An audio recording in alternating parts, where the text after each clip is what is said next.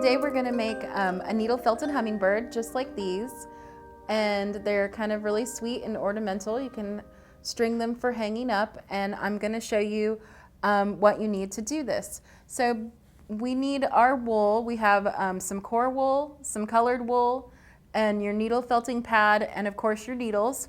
And then you need a couple of extra things. You need some toothpicks for the beak, a Sharpie, some glue. This is a fishing line, or you can just use regular thread. And for the hanging loop, and then for the eyes, I have some beads and some beading wire and a beading needle to put the eyes on. And then it helps to have like kind of a long needle to string the hanging loop on. And that's what you'll need, and we'll get started right away.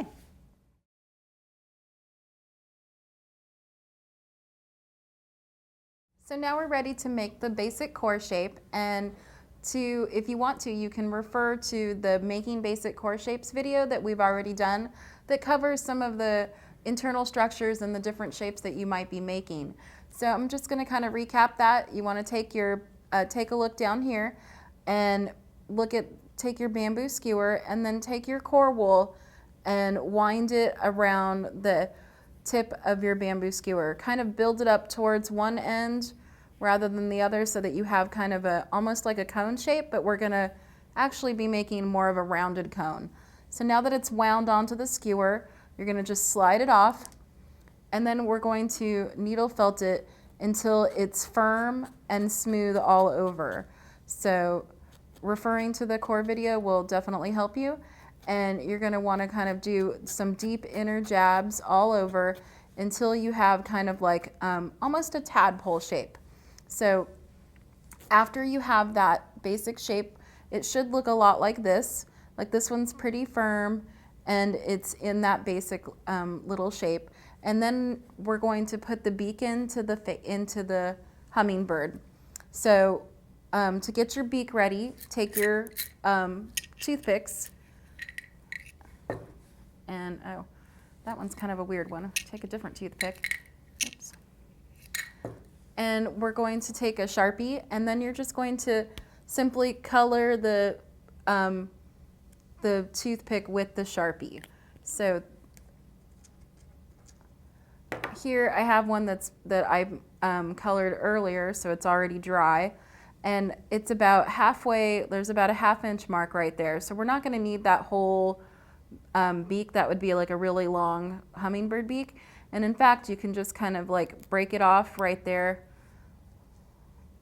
You could also cut it with craft scissors if you didn't want to get a splinter or anything like that. So now take your hummingbird body and kind of take your scissors and just gently kind of cut into the face of that. And then we're going to make just a little bit of a resting place for this beak to go. Now get the crazy glue and just put just a tiny bit on the end of the toothpick. I always put this on the toothpick and not on the wool. That's so that, because you don't want your wool to be hard and stiff. You want it to be soft and still be able to felt around it. And so just kind of hold on to your little beak right here until it's firmly set into your tadpole body or your hummingbird body. So, and then once that's done, we will apply the outer coating.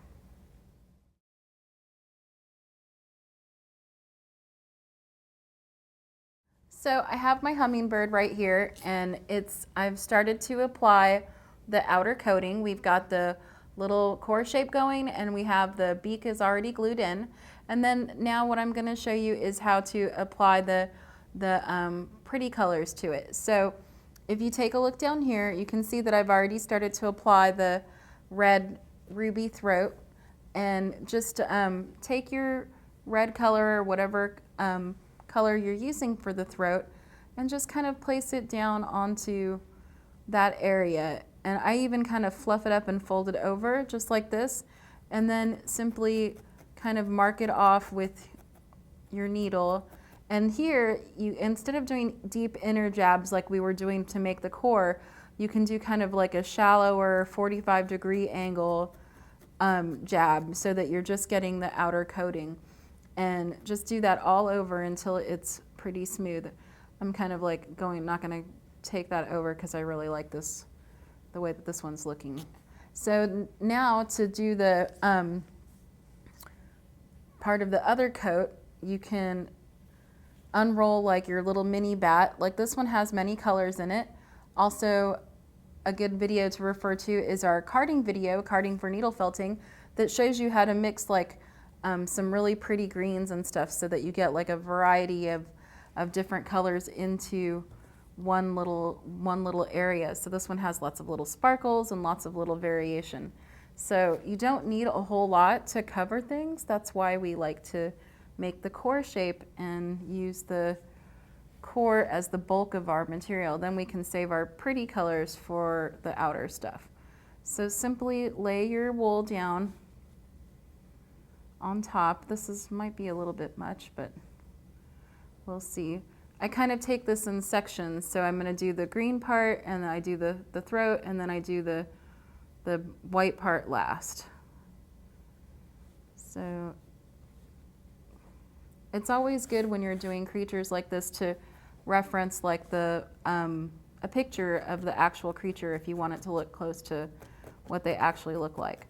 So the only part is you have to be a little bit careful around the beak because we do have that little piece of wood extending into there. So as long as you're kind of just aware of where it's at, it's just like working around armature or wire. So just kind of turn him over and needle felt along the line. I call it the torpedo line, you know, or like the porpoise line. It looks kind of the top part. And this will give you a good place to show where your wings are supposed to go later on.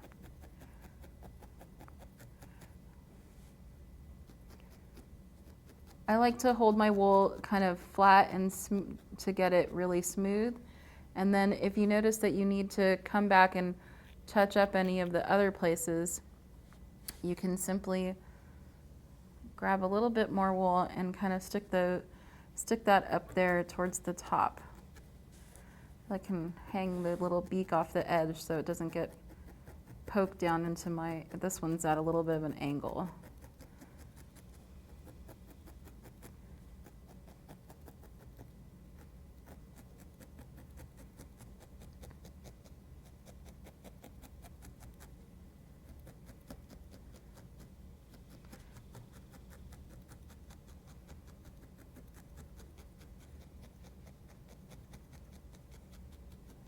This can all be done with a single needle, of course, but if you happen to have a double needle, then you can use your double needle and move along twice as fast. Even so, it doesn't take very long at all to cover. This little guy is so tiny. So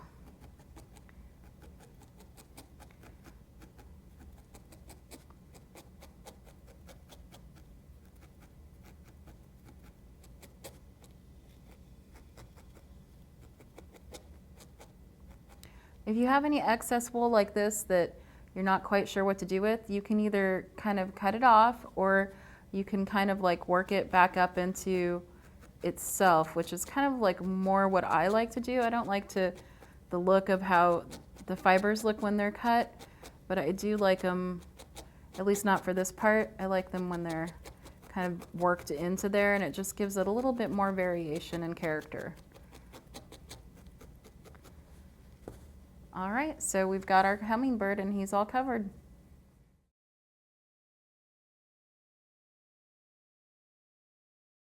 So we're gonna set our little covered hummingbird body aside and we're going to work on making the wings.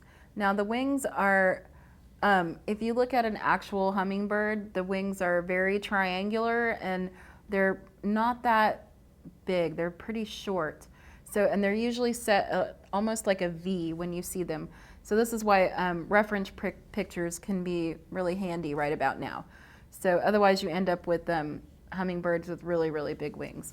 So I have my little bit of carded wool with a lot of different pretty greens in it. And I'm just gonna pull off a little bit section at the end. And this might be enough just to get us started with the wing shape. So you're going to kind of fold it over just so that it's a little bit more triangular. And this is perfect just to get started, just like this.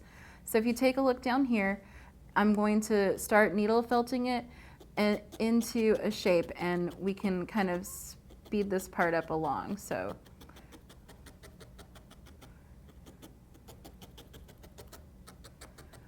but you just want to keep going like this as you needle felt it. You want to pick it up and then turn it over so that periodically, so that you're getting all of the little fibers are all going back into each other. And after you've been doing this kind of a while, you work your way up and down, you will have it'll go from like being really fluffy to being really tight.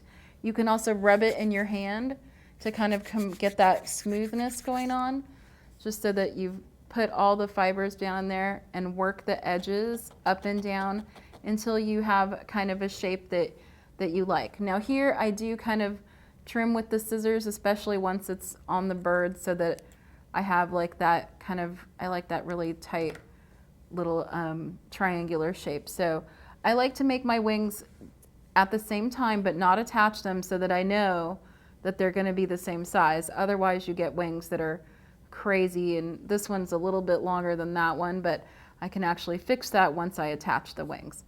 So after you've needle felted your wings, and optionally you can also needle felt like a little fantail. So that is done the same way, except that you just kind of like do like the triangular section and just needle felt it. So this will just go over the back end of the bird just like that. So to attach the wing or the fantail, you take your little wing, decide kind of where it's going to go. The eye is going to go up here, and this is where looking at those reference pictures are good. And usually kind of like where the red or the throat part comes in is a good place to attach it. And you can also adjust your wing by making it kind of be in a downward swoop or an upward swoop, just by simply moving where you want it around, where you would like to put the wing. So I've left the end of this like intentionally not felted, not needle felted, it's fluffy, and I'm going to actually kind of push it, pull it apart a little bit more just so it's really, really fluffy, and that I have some on both sides. So you can see that right there. And then I'm going to take it and put it right here so that the line kind of comes right across the throat. And I'm going to take my needle and needle felt all this excess right against where the white and the little line stops right there. And then I turn it over and I do the other side.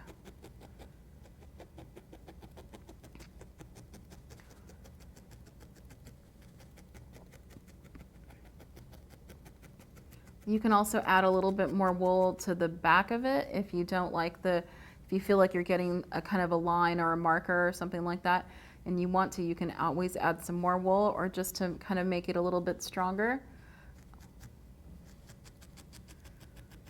So just kind of firmly needle felt that in there.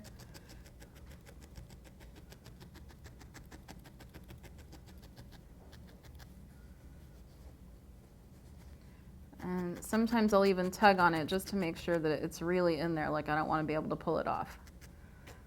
So, and of course this is a great time for the double needle, just because it's kind of working twice as fast and I can really get it in there. Sometimes you get these weird little joins, and that's when I grab like a slightly different, or some more wool, and just kind of needle felt some extra wool right there, just to kind of fill in that little gap.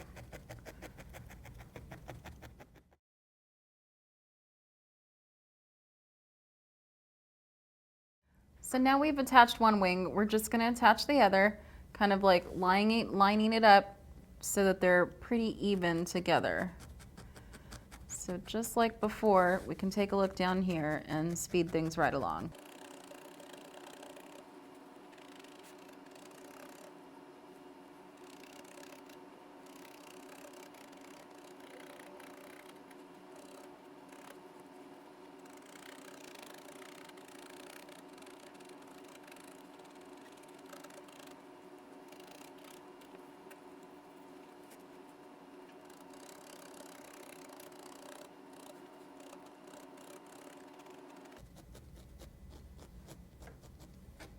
So as you start to fill out your hummingbird and attaching the wings, and then we have the little fantail, you can kind of look him over and see if you're happy with how he looks, and you can kind of give him a little bit of a trim out any excess kind of things that are sticking out or kind of hairy that you don't like this wingtip is kind of like needs to be adjusted.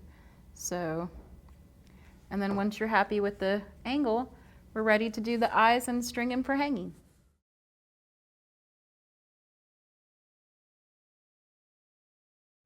So we have our little hummingbird and he's all filled out, and now we're ready to sew the eye in.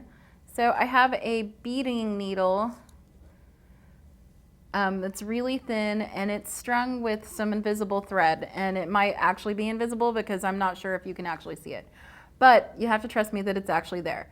So take it and look at kind of where the eye would be from the beak, and it's about 1/4 of an inch in, or maybe a little bit longer than that. And if I'm not careful, I'll run into that little toothpick in the center there. So avoiding the toothpick, sticking it all the way through. Sometimes easier said than done. Okay, so I'm sticking it all the way through, and then on the very end of this thread, I'm gonna put a tiny bit of crazy glue. So I just kind of trim off the excess, and even though, whoa, now I got crazy glue everywhere. So just very, very little on the thread, so not next to the wool, because then that's the surest way to get a big glop of crazy glue right on the wool. And then just pull that thread into the wool so that it's inside it, and give it a second and it will be secure.